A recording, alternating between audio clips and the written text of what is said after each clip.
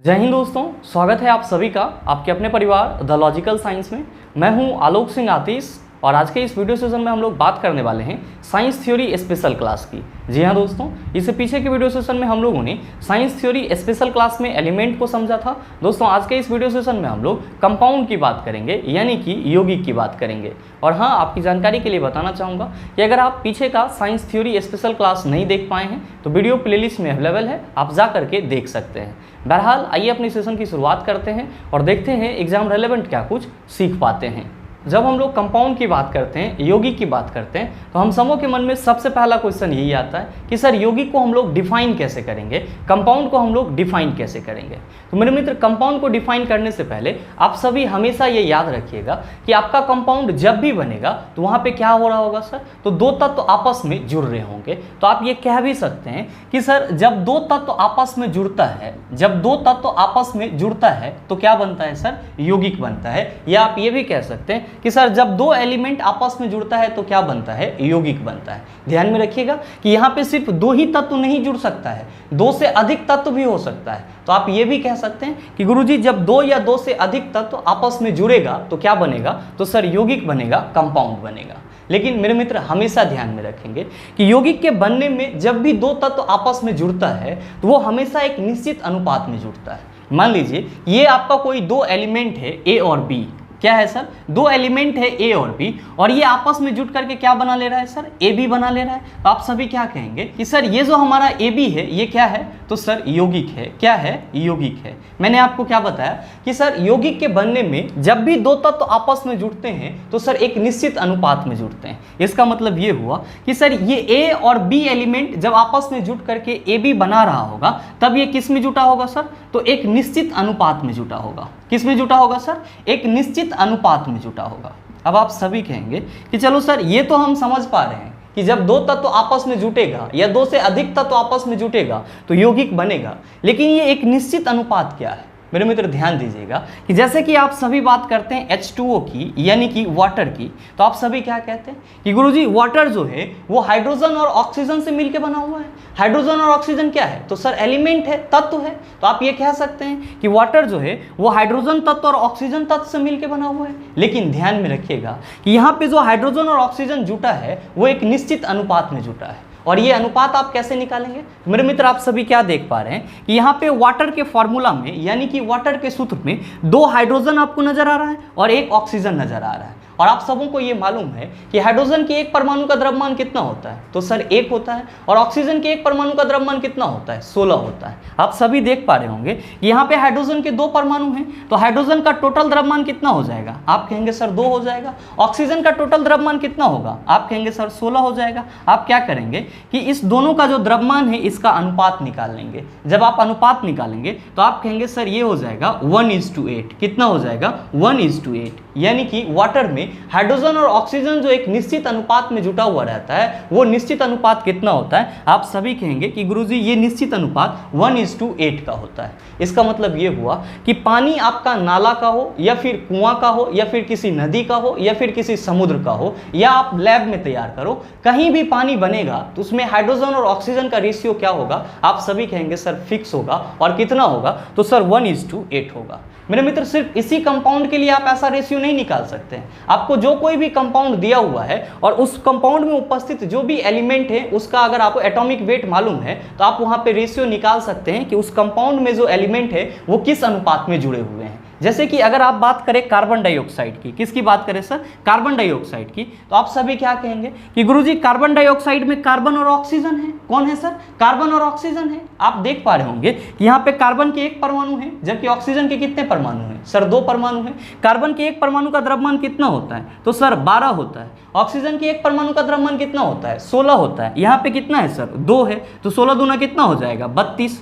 अब आप क्या करेंगे, 12 और 32 का रेशियो निकालेंगे तो आप कहेंगे सर 2 छा के 12 हो जाएगा और 16 दूना 32 हो जाएगा। साथ ही फिर कैंसिल करेंगे तो कहेंगे 2 तिया 6 हो जाएगा और 2 अठे क्या हो जाएगा सर, 16 हो जाएगा। यानी कि कार्बन डाइऑक्साइड में कार्बन और ऑक्सीजन का जो रेशियो होगा वो कितना होगा सर, 3:8 होगा। कार्बन डाइऑक्साइड में कार्बन और ऑक्सीजन का जो रेशियो होगा वो कितना होगा, तो सर 3:8 होगा। और इसी तरह से जितने भी कंपाउंड बनेंगे उसके जो अवयवी तत्व होंगे वो हमेशा क्या होंगे सर, एक निश्चित अनुपात में जुड़े हुए रहेंगे। तो अब आप ये कह सकते हैं यौगिक के बारे में कि जब दो या दो से अधिक तत्व एक दूसरे के साथ एक निश्चित अनुपात में जुड़ता है तब किसका निर्माण होता है, तो सर यौगिक का निर्माण होता है। आप चाहें तो इस चीज को नोट डाउन भी कर सकते हैं कि जब दो या दो से अधिक तत्व एक दूसरे के साथ एक निश्चित अनुपात में जुड़ता है तब यौगिक का निर्माण होता है। क्या कहेंगे सर, जब दो या दो से अधिक तत्व एक दूसरे के साथ एक निश्चित अनुपात में जुड़ता है तब किसका निर्माण होता है, तो सर यौगिक का निर्माण होता है। इसी को आप इंग्लिश में भी डिफाइन कर सकते हैं कि व्हेन द टू और more than two elements are combined together in a fix ratio then they form compound. क्या कहेंगे कि व्हेन द टू और more than two elements are combined together in a fix ratio then they form compound. अब आप सभी कहेंगे कि चलो सर कंपाउंड क्या होता है, इस चीज को तो हम समझ पा रहे हैं, लेकिन ये बताओ कि सर इसका एग्जाम्पल क्या होगा। मेरे मित्र ध्यान रखिएगा कि आप केमिस्ट्री में जितना भी फॉर्मूला देखते हैं that's all are the example of compound. ये सब के सब किसके एग्जाम्पल हैं, तो सर यौगिक के एग्जाम्पल हैं, कंपाउंड के एग्जाम्पल हैं। जैसे कि जब आप HCl की बात करते हैं, या फिर जब आप H2SO4 की बात करते हैं, या फिर जब आप KNO3 की बात करते हैं, HNO3 की बात करते हैं, या फिर जब आप CH3COOH की बात करते हैं, ये सब के सब क्या हैं सर, ये सब के सब कंपाउंड हैं। बस आपको ध्यान में ये रखना है कि यहाँ पे जितने भी कंपाउंड हैं और इसके जितने भी अवयवी तत्व हैं, अवयवी तत्व बोले तो जिससे आपका वो कंपाउंड मिलके बना हुआ है, जैसे कि यहाँ पे HCl है तो HCl हाइड्रोजन और क्लोरीन से मिलके बना हुआ है, तो HCl का अवयवी तत्व क्या होगा, आप कहेंगे सर हाइड्रोजन और क्लोरीन होगा। तो हमेशा ध्यान में रखिएगा ये जितने भी कंपाउंड हैं इनके जो अवयवी तत्व होते हैं वो हमेशा क्या होते हैं सर, एक निश्चित अनुपात में जुड़े हुए रहते हैं। अब आप सभी कहेंगे कि सर ये बताओ कि हमारा जो कंपाउंड है ये शुद्ध पदार्थ है या फिर अशुद्ध पदार्थ है। मैंने आपको पीछे के सेशन में बताया था कि आपके पास जितने भी पदार्थ हैं उन सभी को हम लोग केमिस्ट्री में कितनी कैटेगरीज में डिवाइड करते हैं। आप सभी कहते हैं कि सर दो कैटेगरीज में डिवाइड करते हैं। कौन कौन सा, तो पहला होता है आपका शुद्ध पदार्थ और दूसरा क्या होता है सर, अशुद्ध पदार्थ। और आप सबों ने देखा था कि शुद्ध पदार्थ का एग्जाम्पल कौन होता है, तो आप सभी कहते हैं कि सर तत्व होता है और यौगिक होता है। साथ ही अशुद्ध पदार्थ का एग्जाम्पल कौन होता है, तो आप कहते हैं कि सर मिश्रण और विलयन जो है वो किसके एग्जाम्पल हैं, तो सर अशुद्ध पदार्थ के एग्जाम्पल हैं। तो अब आप ये कह सकते हैं कि सर हमारा जो कंपाउंड होता है, यौगिक होता है, ये क्या होता है, तो एक शुद्ध पदार्थ होता है। तो आप चाहें तो इस चीज़ को नोट करके लिख सकते हैं, नोट करके लिख सकते हैं पहले पॉइंट में कि कंपाउंड क्या है। कंपाउंड क्या है, तो कंपाउंड एक शुद्ध पदार्थ है। कंपाउंड क्या है सर, एक शुद्ध पदार्थ है। साथ ही मेरे मित्र आप सभी ये भी ध्यान में रखिएगा कि आप सभी क्या कहते हैं, तत्व का सूक्ष्मतम कण किसको माना जाता है, आप कहते हैं गुरुजी परमाणु को माना जाता है। और यहाँ पे क्या देख रहे हैं कि सर जब भी हमारा यौगिक बनेगा तो दो तत्व आपस में जुटेंगे। अगर आप थोड़ा सा यहाँ पे ये समझे कि जो हमारा ए तत्व है इसका भी कोई ना कोई छोटा कण होगा, तो मान लेते हैं कि सर इसका जो छोटा कण होगा उसको हम लोग परमाणु कहते हैं। क्या कहते हैं सर, परमाणु कहते हैं। और बी जब हमारा तत्व है तो इसका भी छोटा कण क्या होगा सर, परमाणु होगा। तो दो परमाणु आपस में मिलकर के क्या बना ले रहा है, तो सर ए बी यौगिक का निर्माण कर लेता है। मेरे मित्र ध्यान में रखेंगे कि जब दो परमाणु आपस में जुड़ जाता है तब वो क्या बन जाता है, तो सर अणु बन जाता है। और जब आपसे ये क्वेश्चन पूछा जाए कि यौगिक का सूक्ष्मतम कण क्या होता है, आप सभी क्या कहेंगे, अणु होता है। क्या कहेंगे, अणु होता है। तो आप दूसरे पॉइंट में ये भी लिख सकते हैं कि यौगिक का सूक्ष्मतम कण, यौगिक का सूक्ष्मतम कण क्या होता है, तो सर यौगिक का सूक्ष्मतम कण अणु होता है। यौगिक का सूक्ष्मतम कण क्या होता है, अणु होता है, जिसको हम लोग इंग्लिश में क्या कहते हैं, तो सर मॉलिक्यूल्स कहते हैं। और हमेशा ध्यान में रखेंगे कि अणु आपका तभी फॉर्म होगा जब दो परमाणु आपस में आकर के क्या होंगे सर, जुटेंगे। और साथ ही ध्यान में रखिएगा कि किसी भी रासायनिक अभिक्रिया में कौन पार्टिसिपेट करता है, तो सर परमाणु पार्टिसिपेट करता है। कौन पार्टिसिपेट करता है, परमाणु पार्टिसिपेट करता है। जबकि आपका जो अणु है वो परमाणु के जुड़ने के बाद बनता है और इसीलिए अणु जो है वो किसी भी रासायनिक अभिक्रिया में भाग नहीं लेता है। तो आपको ये बात हमेशा ध्यान में रखना है कि अणु रासायनिक अभिक्रिया में भाग नहीं लेता है। ये किसका सूक्ष्मतम कण है, तो सर यौगिक का सूक्ष्मतम कण है। जबकि परमाणु रासायनिक अभिक्रिया में भाग लेता है और ये किसका सूक्ष्मतम कण है, तो आप कहेंगे सर ये तत्व का सूक्ष्मतम कण है। साथ ही ध्यान में रखिएगा कि किसी भी यौगिक का जो एक अणु होता है उस अणु में उस यौगिक के सारे गुण उपस्थित होते हैं। यानी कि अगर आपको किसी कंपाउंड का केमिकल प्रॉपर्टीज जानना है तो उस कंपाउंड के आप एक मॉलिक्यूल्स को ले आएंगे तो उस कंपाउंड का जो भी केमिकल प्रॉपर्टीज है उन सारे को आप समझ पाएंगे। तो हमेशा ध्यान में रखिएगा। आप चाहें तो तीसरे पॉइंट में इस चीज को नोट डाउन कर सकते हैं कि यौगिक के अणु में यानी कि यौगिक के मॉलिक्यूल्स में, यौगिक के अणु में यौगिक का सारा गुण होता है। यौगिक का सारा गुण होता है। यौगिक का सारा गुण होता है यानी कि प्रॉपर्टीज होता है। तो आप ये कह सकते हैं कि सर किसी भी यौगिक के अणु के द्वारा उस यौगिक के जितने भी प्रॉपर्टीज हैं, जितने भी गुण हैं, उसको मालूम किया जा सकता है। अब आप सभी कहेंगे कि चलो सर इसको तो हमने समझ लिया कि यौगिक क्या होता है, यौगिक का सूक्ष्मतम कण क्या होता है, साथ ही कौन केमिकल रिएक्शन में पार्टिसिपेट करता है और कौन नहीं करता है। लेकिन ये बताओ कि किसी भी यौगिक का प्रॉपर्टीज क्या होता है, गुण क्या होता है। आइए उसकी भी चर्चा करते हैं। लेकिन उससे पहले अगर आप नोट डाउन करना चाहते हैं तो वीडियो को पॉज करके इन सारी चीज़ों को नोट डाउन कर सकते हैं। अब हम लोग बात कर लेते हैं यौगिक के गुण की। ध्यान में रखिएगा, ये जो आप प्रॉपर्टीज देख रहे हैं, ये सारे प्रॉपर्टीज हर एक कंपाउंड का होता है, किसी एक कंपाउंड का नहीं होता है। जितने भी कंपाउंड आपको नजर आते हैं सबका होता है। ध्यान में रखिएगा कि जो आपका पहला प्रॉपर्टीज है यौगिक का, वो क्या है, ये है कि यौगिक के अवयवी तत्वों को भौतिक विधि से अलग नहीं किया जा सकता है। हमेशा ध्यान में रखिएगा कि किसी भी कंपाउंड का जो कंपोनेंटल फैक्टर है यानी कि जो अवयवी तत्व है, उसको भौतिक विधि से अलग नहीं किया जा सकता है। इसको जब भी हम लोग अलग करेंगे, सेपरेट करेंगे, तो किस विधि से करेंगे, तो सर रासायनिक विधि से करेंगे यानी कि केमिकल मेथड से करेंगे। तो आपके एग्जाम में कभी कभी ये सवाल पूछ लिया जाता है कि निम्नलिखित में से किस पदार्थ को भौतिक विधि से अलग नहीं किया जा सकता है। आप सभी क्या कहेंगे कि सर यौगिक को भौतिक विधि से अलग नहीं किया जा सकता है। साथ ही ध्यान में रखेंगे कि इसको रासायनिक विधि से अलग किया जा सकता है, रासायनिक विधि से अलग किया जा सकता है। तो ध्यान में रखिएगा, कभी कभी ये क्वेश्चन भी पूछ लिया जाता है कि निम्नलिखित में से रासायनिक विधि से अलग किया जा सकता है। तो अगर आपके ऑप्शन में यौगिक रहेगा तो आप किसको टिक करेंगे, तो सर यौगिक को टिक करेंगे। साथ ही आप सभी कहेंगे कि गुरुजी ये अवयवी तत्व का क्या मतलब होता है। तो मैंने अभी भी जस्ट आपको बताया है कि जैसे आप HCl की बात करते हो तो आप सभी क्या कहते हो कि सर ये हाइड्रोक्लोरिक अम्ल है। तो हाइड्रोक्लोरिक अम्ल किससे बना है, तो सर हाइड्रोजन और क्लोरीन से बना हुआ है। तो हाइड्रोक्लोरिक अम्ल का अवयवी तत्व क्या हो जाएगा, आप सभी कहेंगे सर हाइड्रोजन और क्लोरीन हो जाएगा। यही हाइड्रोजन और क्लोरीन जो है वो भौतिक विधि से अलग अलग नहीं हो सकता है, लेकिन हाँ रासायनिक विधि से क्या हो सकता है सर, अलग हो सकता है।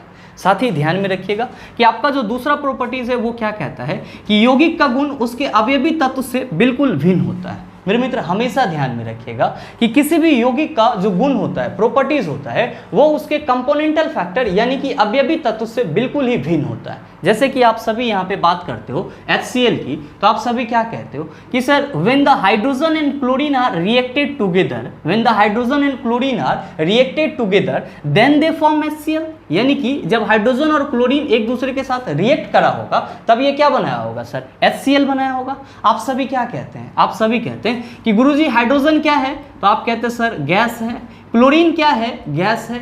लेकिन हाइड्रोजन और क्लोरीन दोनों के मिलने से जो आपका HCl बना है ये क्या है, तो आप कहते हैं सर अम्ल है। तो आप ये बताइए कि जो HCl जिस पदार्थ से बना है उसका गुण और HCl का गुण क्या मैच कर रहा है, आप कहेंगे सर बिल्कुल नहीं मैच कर रहा है। ये दोनों क्या है, गैस है, और इस दोनों गैस के जुड़ने से क्या बन रहा है सर, अम्ल बन रहा है। तो यही चीज यहाँ पे लिखा हुआ है कि यौगिक का गुण उसके अवयवी तत्व से बिल्कुल ही भिन्न होता है। ठीक इसी तरह जब हम लोग बात करते हैं कि सर जब हाइड्रोजन और ऑक्सीजन एक दूसरे के साथ जुड़ता है तो क्या बनता है, आप सभी कहते हैं कि सर वाटर बनता है। क्या बनता है, वाटर बनता है। और इसका फॉर्मूला क्या होता है, H2O होता है। यहाँ भी क्या है सर, तो आप सभी कहेंगे कि सर हाइड्रोजन भी गैस है और ऑक्सीजन भी गैस है, और जब दोनों गैस मिल जाता है तब क्या बना लेता है सर, लिक्विड बना लेता है यानी कि वाटर बना लेता है। तो आप ये बताइए कि क्या हाइड्रोजन का प्रॉपर्टीज H2O से मिलेगा, क्या ऑक्सीजन का प्रॉपर्टीज H2O से मिलेगा, आप कहेंगे बिल्कुल नहीं। तो हमेशा ध्यान में रखना है कि यौगिक का जो गुण होता है उसके अवयवी तत्वों के गुण से बिल्कुल ही अलग होता है यानी कि भिन्न होता है। साथ ही आपका जो तीसरा प्रॉपर्टीज है वो है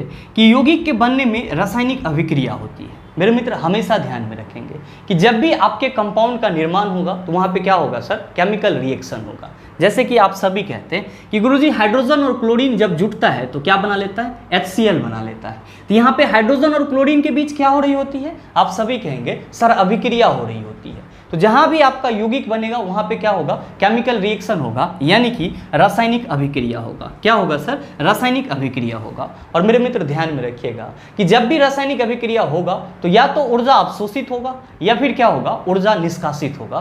तो ये संभव है कि जहां भी यौगिक बन रहा होगा वहां पे या तो ऊर्जा आपका निष्कासित होगा या फिर ऊर्जा क्या होगा सर, अवशोषित होगा। ये बात भी आप ध्यान में रखिएगा।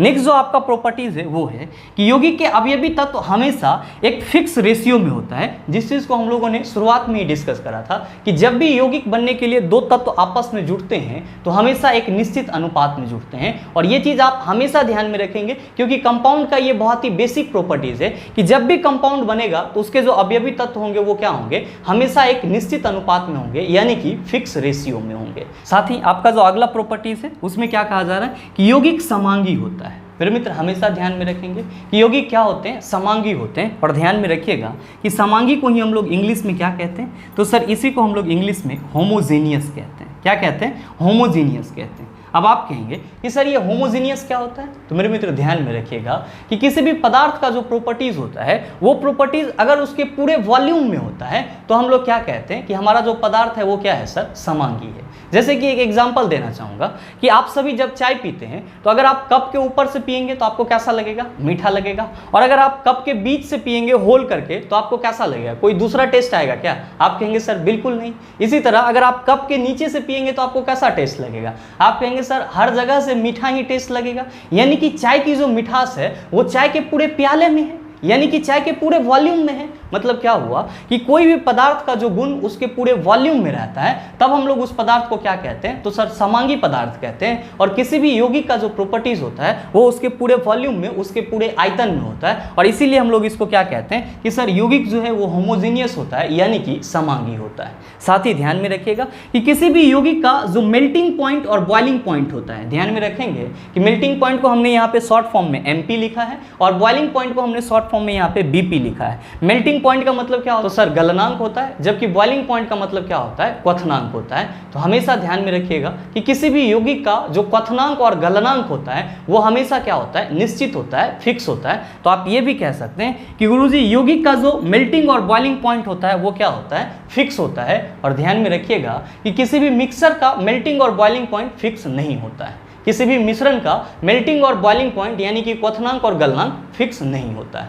आप कहेंगे कि चलो सर हमने ये तो समझ लिया कि यौगिक का प्रॉपर्टीज क्या होता है, गुण क्या होता है, लेकिन ये बताओ कि हमारे पास यौगिक कितने प्रकार के हैं, यानी कि क्या यौगिक का टाइप भी होता है? आइए उसकी भी चर्चा करते हैं। लेकिन उससे पहले अगर आप नोट डाउन करना चाहते हैं तो वीडियो को पॉज करके इन सारी चीज़ों को नोट डाउन कर सकते हैं।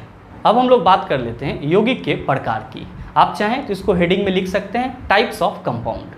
मेरे मित्र ध्यान में रखिएगा कि यौगिक के अलग अलग गुण के आधार पर यौगिक को हम लोग कई प्रकार में डिवाइड करते हैं। लेकिन एग्जाम दृष्टिकोण से आप मोटे तौर पे ये याद रख सकते हैं कि सर यौगिक को पहले कार्बन के आधार पर, यौगिक को किसके आधार पर सर, तो कार्बन के आधार पर दो पार्ट में डिवाइड करा गया है। कितने पार्ट में डिवाइड करा गया है सर? दो पार्ट में डिवाइड करा गया है। कौन कौन सा पार्ट? तो सर एक को हम लोग क्या बोलते हैं, एक को हम लोग ऑर्गेनिक कंपाउंड बोलते हैं। क्या बोलते हैं? Organic compound. और इसको हम लोग हिंदी में क्या कहते हैं, तो सर इसको हम लोग हिंदी में कार्बनिक यौगिक कहते हैं। क्या कहते हैं? कार्बनिक यौगिक कहते हैं। और दूसरा आपका कौन सा हो जाता है, तो सर दूसरा हो जाता है आपका इनऑर्गेनिक कंपाउंड। दूसरा क्या हो जाता है? Inorganic compound. और इसको हम लोग हिंदी में क्या कहते हैं, तो सर इसको हम लोग हिंदी में अकार्बनिक यौगिक कहते हैं। क्या कहते हैं? अकार्बनिक यौगिक कहते हैं। मेरे मित्र आप सभी ये जो यौगिक का प्रकार पढ़ रहे ये किसके आधार पे पढ़ रहे, तो सर कार्बन के बेस पे पढ़ रहे। ध्यान में रखिएगा कि जिस यौगिक में कार्बन प्रमुखता से होता है, यानी कि मेन एलिमेंट के रूप में, मेन कंपोनेंटल फैक्टर के रूप में कार्बन रहता है, वो आपका कौन सा यौगिक कहलाता है, तो सर ऑर्गेनिक कंपाउंड कहलाता है, यानी कि कार्बनिक यौगिक कहलाता है। जैसे कि आप बात करते हो CH3COOH की, CH3COOH की, आप सभी क्या कहते हो कि सर ये एसिटिक एसिड का फॉर्मूला है। और इसमें क्या देख रहे हो आप कि सर यहाँ पे कार्बन है, यहाँ पे क्या है सर, कार्बन है। तो जिस किसी भी यौगिक में कार्बन प्रमुखता से होगा, मेन रूप में होगा, उसको आप क्या कहेंगे सर, ऑर्गेनिक कंपाउंड कहेंगे। इसी तरह जब आप एथेनॉल की बात करते हो, आप कहते हो सर C2H5OH क्या होता है, इसका फॉर्मूला होता है। तो ये क्या है सर, आपका कार्बनिक कंपाउंड है, यानी कि कार्बनिक पदार्थ है। ठीक इसी तरह जब आप CH4 मीथेन की बात करते हो तो यहाँ भी आपका मेन कंपोनेंट के रूप में कौन रहता है, तो सर कार्बन रहता है। तो CH4 क्या हो गया आपका, तो आप सभी कहेंगे कि सर ये हमारा कार्बनिक यौगिक हो गया, यानी कि ऑर्गेनिक कंपाउंड हो गया।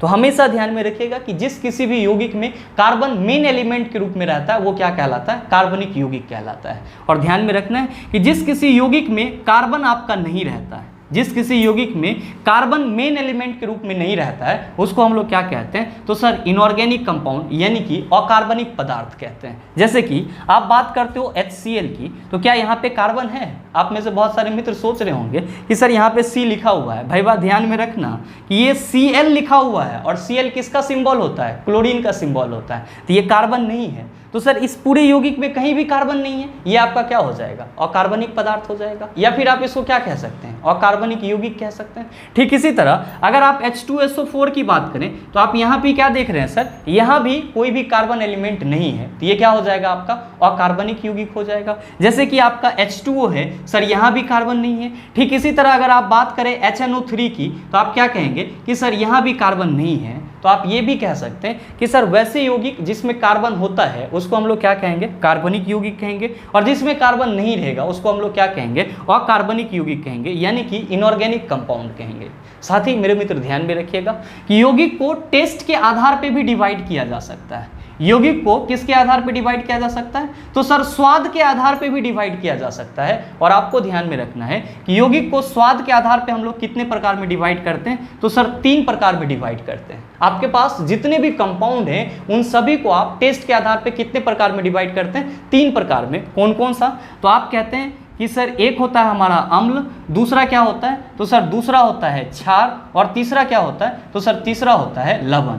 यानी कि आप जो एसिड के बारे में पढ़ते हैं और साथ ही साथ जो बेस के बारे में पढ़ते हैं और फिर जो आप सॉल्ट के बारे में पढ़ते हैं, सब के सब क्या हैं? तो सर यौगिकों का स्वाद के आधार पर वर्गीकरण है। आप सभी कहते हैं कि सर अम्ल का स्वाद कैसा होता है? खट्टा होता है। जबकि आपका जो बेस होता है इसका स्वाद कैसा होता है? तो सर तीखा होता है। और जबकि आपका जो सॉल्ट होता है उसका स्वाद कैसा होता है? आप कहते हैं नमकीन होता है। तो जब भी आपसे यौगिक के प्रकार की बात करें तो आप सभी क्या कहेंगे? आप सभी कहेंगे कि मोटे तौर पर यौगिक को हम लोग 2 आधार पर डिवाइड करते हैं। पहला होता है कार्बन के आधार पर, ऑर्गेनिक कंपाउंड और इनऑर्गेनिक कंपाउंड, और दूसरा होता है हमारा टेस्ट के आधार पर, जिसमें हम लोग यौगिक को एसिड, बेस और सॉल्ट के रूप में क्या करते हैं? कैटेगराइज करते हैं। आप सभी कहेंगे कि चलो सर हमने यौगिक को अच्छे से समझ लिया, यौगिक क्या होता है, यौगिक का गुण क्या है और यौगिक के कितने प्रकार हैं। लेकिन जरा सा ये बता दो कि हमारे एग्जाम में कौन से ऐसे इंपॉर्टेंट कंपाउंड हैं जो लगातार हमसे क्वेश्चन बन करके पूछे जाते हैं। तो आइए अब हम लोग कुछ इंपॉर्टेंट कंपाउंड की भी बात कर लेते हैं, क्योंकि आपके ग्रुप डी एग्जाम के लिए बहुत ही इंपॉर्टेंट है।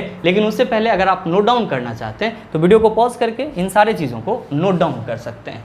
आपका जो कुछ इंपॉर्टेंट कंपाउंड है वो ये है, ध्यान में रखिएगा। इसका फॉर्मूला आपको याद रखना है जो कि आपके एग्जाम दृष्टिकोण से बहुत ही महत्वपूर्ण है। आपका जो पहला है वो है इथेन, और ध्यान में रखेंगे कि इसका फार्मूला क्या होता है? तो सर इसका फार्मूला C2H6 होता है। क्या होता है? C2H6 होता है। साथ ही आपका जो प्रोपेन है इसका फार्मूला क्या होता है? तो सर इसका फार्मूला C3H8 होता है।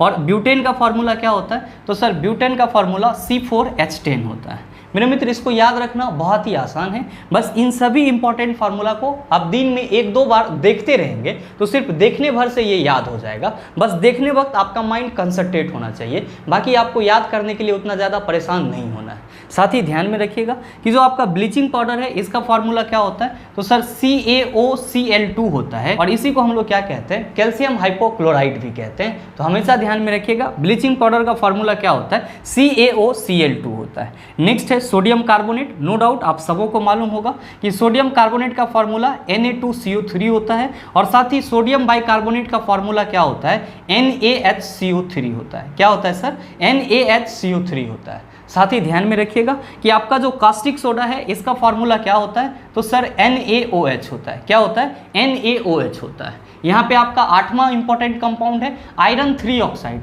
ध्यान में रखेंगे कि इसका फार्मूला क्या होता है? तो सर इसका फार्मूला होता है Fe2O3। क्या फार्मूला होता है? Fe2O3। और साथ ही जो आपका फेरस सल्फेट है इसका फार्मूला क्या होता है? तो सर इसका फार्मूला होता है FeSO4 7H2O। क्या होता है फार्मूला? FeSO4 7H2O। साथ ही जो आपका जिप्सम है इसका रासायनिक सूत्र क्या होता है? आप सभी कहेंगे कि सर इसका रासायनिक सूत्र CaSO4 2H2O होता है। क्या होता है? CaSO4 2H2O होता है। है। और ध्यान में रखिएगा कि यहाँ पे जो आपका प्लास्टर ऑफ पेरिस है इसका फार्मूला क्या होता है, तो सर इसका फार्मूला होता है CaSO4 हाफ H2O। क्या फार्मूला होता है? CaSO4 half H2O।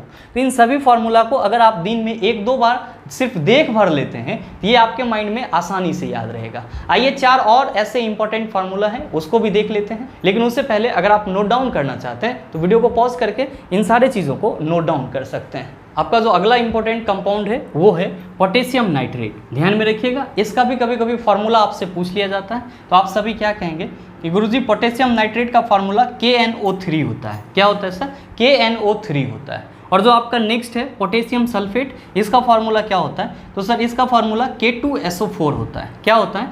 K2SO4 होता है। और नेक्स्ट है आपका क्विक लाइम। मेरे मित्र ध्यान में रखेंगे कि क्विक लाइम का फार्मूला क्या होता है, तो सर CaO होता है। और इसको हम लोग क्या पढ़ते हैं? कैल्शियम ऑक्साइड पढ़ते हैं। ध्यान में रखिएगा कि क्विक लाइम को हम लोग क्या कहते हैं, तो सर क्विक लाइम को हम लोग बिना बुझा हुआ चूना भी कहते हैं। क्या कहते हैं? बिना बुझा हुआ चूना भी कहते हैं, या फिर इसी को हम लोग अनबुझा चूना कहते हैं। तो जब भी आपसे ये क्वेश्चन पूछा जाए कि कैल्शियम ऑक्साइड का सूत्र क्या होता है, आप कहेंगे CaO।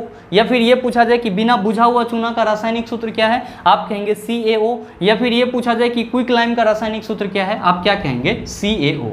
ध्यान में रखिएगा कि आपका नेक्स्ट पॉइंट है वो है स्लेग्ड लाइम। मेरे मित्र स्लेग्ड लाइम का फार्मूला क्या होता है, तो सर CaOH2 होता है। और इसको हम लोग क्या पढ़ते हैं? कैल्शियम हाइड्रोक्साइड पढ़ते हैं। ध्यान में रखिएगा कि स्लेग्ड लाइम को ही हम लोग क्या कहते हैं, तो सर स्लेग्ड लाइम को ही हम लोग बुझा हुआ चूना कहते हैं। क्या कहते हैं सर? बुझा हुआ चूना कहते हैं। और इसका आप रासायनिक नाम भी याद रखिएगा, रासायनिक नेम क्या होता है? कैल्शियम हाइड्रोक्साइड होता है। तो कभी कभी आपसे ये क्वेश्चन पूछ लिया जाता है कि कैल्शियम हाइड्रोक्साइड का रासायनिक सूत्र क्या होगा, आप कहेंगे CaOH2। स्लेग्ड लाइम का रासायनिक सूत्र क्या होगा? CaOH2। या फिर अगर ये पूछा जाए कि बुझा हुआ चूना का रासायनिक सूत्र क्या होगा, आप कहेंगे CaOH2।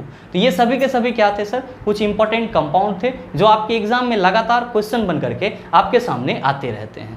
मेरे मित्र उम्मीद करते हैं कि यहाँ तक के जितने भी यौगिक के बारे में कंसेप्ट था उसको आप आसानी से समझ पाए होंगे। और अगर आपको कंपाउंड से संबंधित इतना सा कंसेप्ट पे अच्छा पकड़ रहता है तो मेरे समझ से यौगिक से संबंधित जो भी क्वेश्चन पूछे जाएंगे उसका जवाब आप 100% दे सकते हैं। साथ ही उम्मीद करते हैं कि ये वीडियो आपको अच्छा लगा होगा। अगर आपको वीडियो अच्छा लगा तो वीडियो को लाइक कीजिएगा, ज़्यादा से ज़्यादा शेयर कीजिएगा। और हाँ, अगर आप चैनल पर नए हैं तो सब्सक्राइब करके बेल आइकन दबा लीजिएगा, ताकि इस तरह के एग्जाम रेलेवेंट वीडियो का नोटिफिकेशन सबसे पहले आपके पास पहुंचे और आप उसको सबसे पहले देख पाओ।